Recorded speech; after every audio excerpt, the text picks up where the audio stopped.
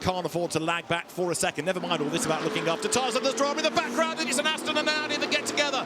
34 Falcon horse. It's a Trezor Attento car. And mayhem has broken out. 3 cars, 4 cars involved. And we may get more. It was the Audi that ran wide of Pawn and came across the road. That was 66 in the hands of Ariel Levy. The car that won that crash-strewn race at Monza has crashed on the first lap.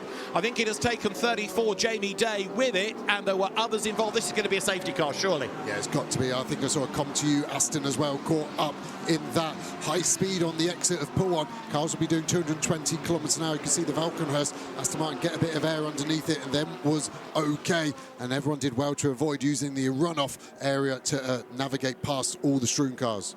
So up to the end of the first racing lap, safety car confirmed then on the effectively first racing lap. It's lap 2, we go safety car, and as the field comes out of the chicane, Nicholas Nielsen leading Tom Fleming, then it is Ferrari from McLaren, but there in the middle in the black shirt with the headset on is Niels Vitic, the race director, his army of officials around him looking at the pictures, looking at the replays, looking at who was involved, looking at what might also need to be done, like barrier repairs, like extraction cars. All of that is going to be controlled from there. We'll soon start to see who we've lost. We know Ariel Levy was involved, also Jamie Day, and I think Christian Hahn's BMW, Maxime Robin's Aston maybe. Yeah, I think the 992 Paradine BMW got taken out as well. Yeah, that checked up. Yeah. Sorry, yeah, so that one was unfortunate. It just looked like, to me, the Audi and the Valkenhurst Aston that got together, both were running wide on the exit of Pouan. It's dusty out there. They lost grip and they then came together and rather spectacularly caught up quite a few people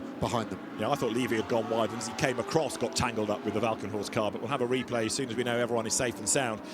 Into the pits limps Jamie Day. Wow. So that's the Valkenhorst car. Look, he's got it this far. That's the result after that sort of a clash. The fact that it's still moving and they can assess the damage rather than it being out of the race, that's a win almost. Yeah, and under safety car they could stay a lap on the lead lap if they can just put a tyre on it. And sometimes we see teams do that. They get the car in a state where it can drive, catch the safety car train up and then box again and keep doing that to keep the lead lap, which is so important in this early part of the race. We do have a wave round procedure, but it won't be for a few hours into the race. Race control to all teams with an information when the leading car will pass the accident site between turn 11 and 12, all drivers must follow the safety car through the runoff on driver's right between turn 11 and turn 12. So that's Niels Vitic's voice. He's the race director, massively experienced official, having been Formula 1 race director for a period and lots of other events for the FIA and the DMSB, and he's giving that command to get the cars away from any debris, and we know that the drivers are okay, so we'll start to piece it together in a moment, that the cars needing to be retrieved. Fair play to everybody that's there on the scene so quickly. Again, the reminder from race control to inform all drivers that they must stay behind the safety car, follow through the runoff between turn 11 and 12 on the far right, because we have recovery ongoing and the track is partly blocked in this area. All drivers must follow the safety car through the runoff on driver's right between 11 and 12. Which is what you see happening.